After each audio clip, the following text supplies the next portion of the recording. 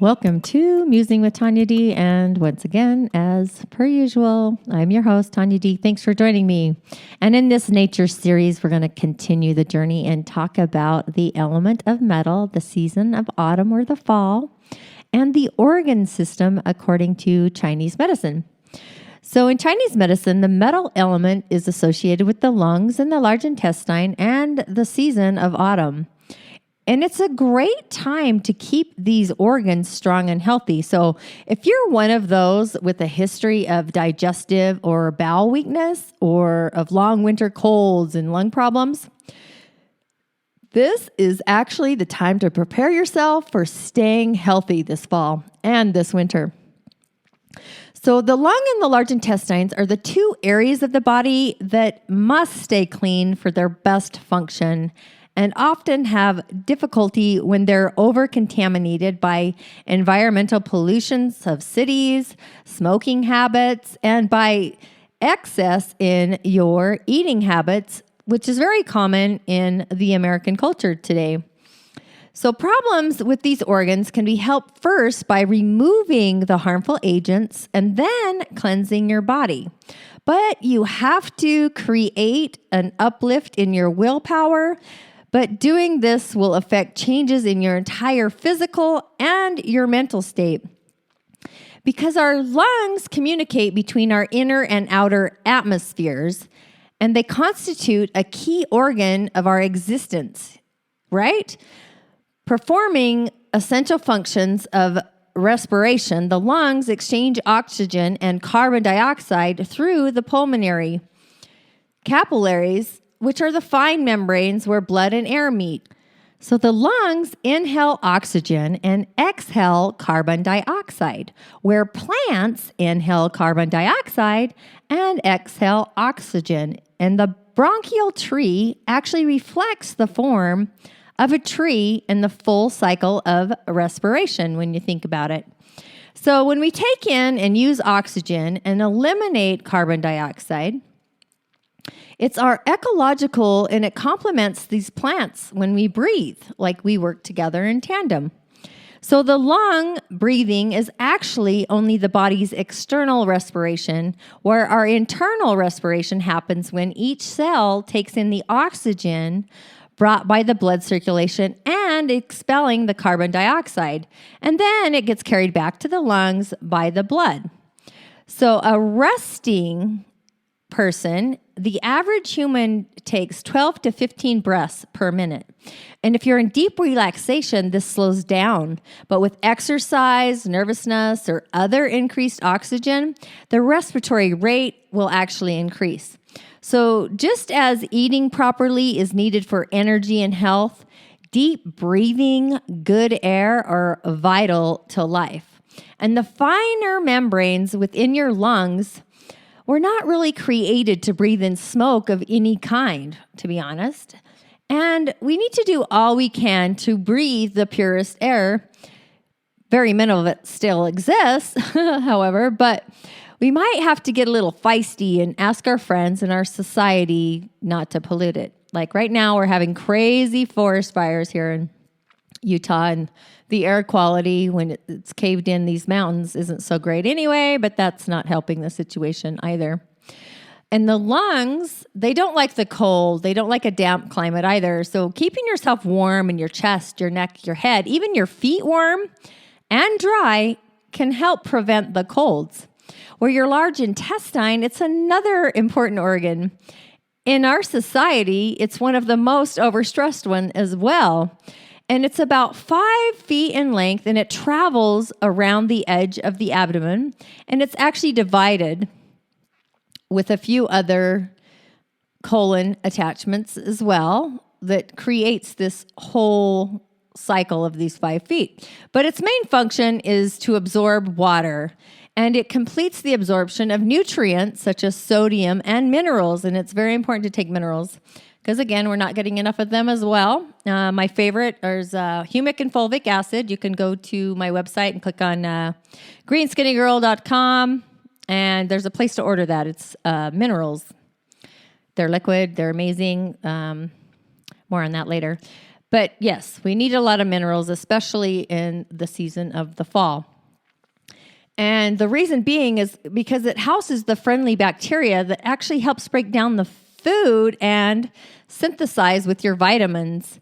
And the organ, the large intestine, actually forms, stores, and eliminates waste. So a normal transiting time, and that what I mean by that is the time it takes for food to pass from your mouth and extinguish your body, is 24 to 36 hours.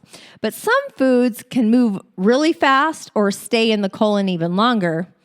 So a transit time on the study of what it takes and the bulk of eating and what you eat, in many cultures, it'll show that the naturalness of what you're eating and your lifestyle can influence greatly your elimination time and the bulk of your elimination.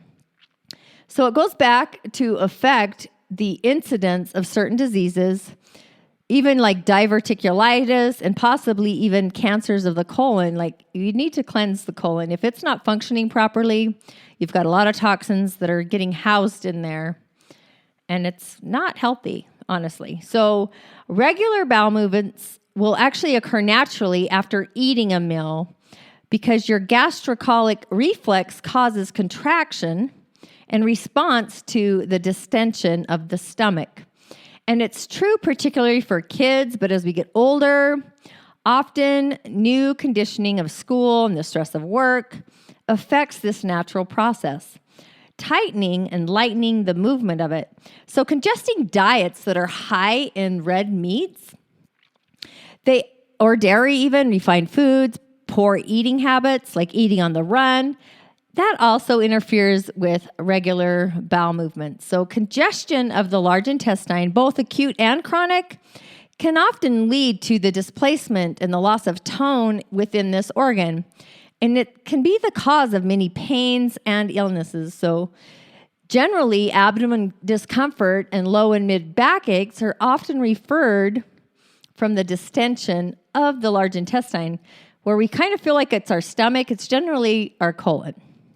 And within the Chinese system, the energy pathway or the meridian for the large intestine, it includes the head, the sinuses, and the neck. So pressure in the head and the sinuses, headaches, sore throats, as well as crankiness, having lack of energy, lack of enthusiasm for life, can actually come from a backup in this organ, where the liver and the gallbladder oversee the digestion of food and are important to the smooth function of the intestines. Dietary overindulgences, as well as ingesting poorly digestible foods, such as alcohol, fatty foods, fried oils, chemicals, preservatives. You know where I'm going. They're very common, and they're actually expected in our culture anymore. But these habits create an overburdened, sluggish liver, causing slow intestinal functioning, and allows a buildup of even more toxins. So this situation can lead to problems like awakened in the morning and you're congested, you have sinus mucus with back stiffness, abdominal discomfort, cramps, and it's hard to get going through the day.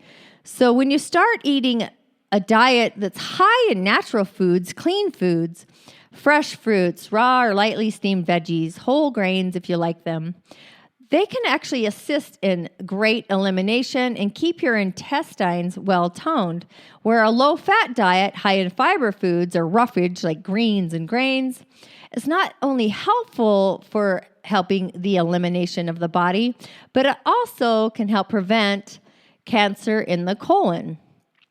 Or the lungs have to do with balance in the body and seeing that justice exists among all the organs. The lungs are also the recipient or the gatherer of heavenly energy. And with inspiration, we breathe in the pure spirit of heaven. And the rhythm of your breath also governs the other rhythmic cycles of your body. So your breathing paces and keeps the heart rhythm and the blood circulating in order. And the lungs relate to the vital or instinctual energy of your basic life force. For respiration, breathing, it's essential to life. And more on this again in my Balance of Being online course, I talk about the breath and the vitality of the breath. You can find that at myclub.tanyad.tv. But the large intestine, it lets us know when we're in the right way of living our large intestine, like when it's functioning properly. It gives us the ability to choose what we need for nourishment and to extract what we must use and to eliminate waste is important to grow properly and to generate our evolution and our change. So if you're one of those people who, if you're having an ability to handle and eliminate waste is weak, or if you take in more than you need, you have to look at it as garbage piling up inside your large intestine. And your other areas of your body have to deal with this. And the common cold is often experienced as an expression from the sinuses and the lungs. But the problem is actually related to the large intestine along with poor elimination of waste within the body. It's just a metaphysical, different way to look at it.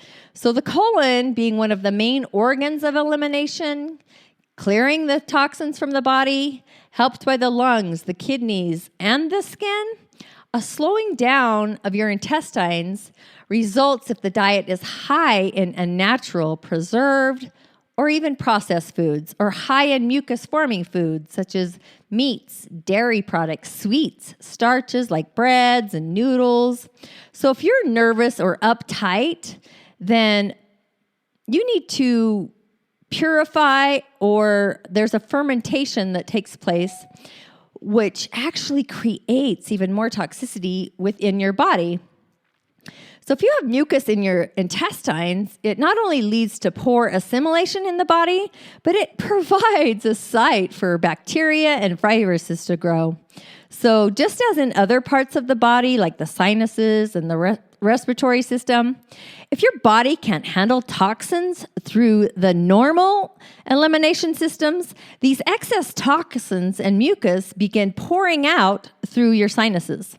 And the pouring forth of mucus is actually, in fact, a cleansing of the body as it tries to get better. But full head, full mind, and no energy can also be the result until the process completes itself. And you can stimulate the cleansing process by drinking lots of fluids, waters, juices, teas, even soup broths.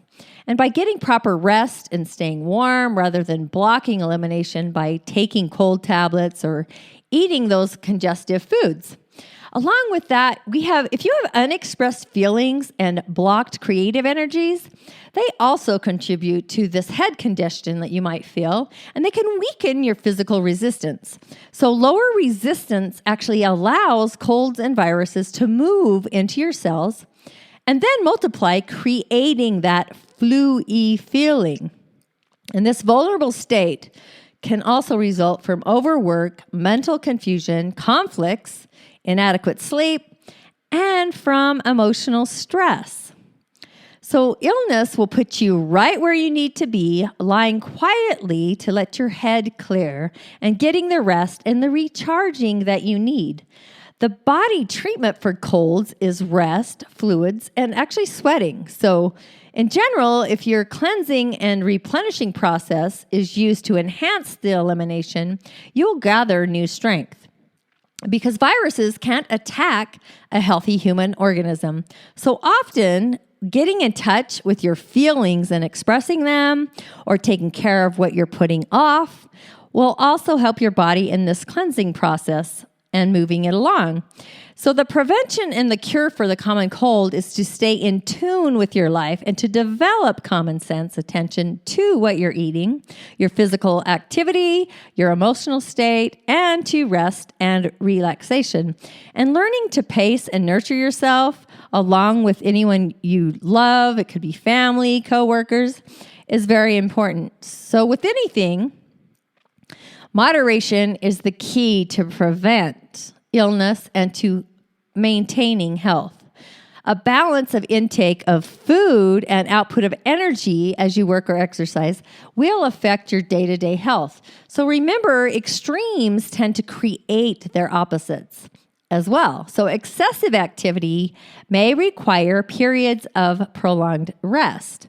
And fasting from food can also lead to overeating. So when you understand or have an understanding of foods as energy, what they do, and how they affect you, it's actually very important, along with learning to relax mentally and to express your emotions. It's vital to keeping your energy flowing. So the energy body and the breathing, all these systems are a dynamic ecosystem that all work together. And if one becomes weak, it generally affects another one because the flow or the imbalance is off. So I like to tell my clients that the starting of the fall season, that's when I start taking doTERRA's On Guard. I don't get flu shots, but I want to bump up my system because starting in October, it's like the sugar season. You have the sugar of Halloween. You have the bad eating or the overeating at Thanksgiving. You have all the chocolate at Christmas.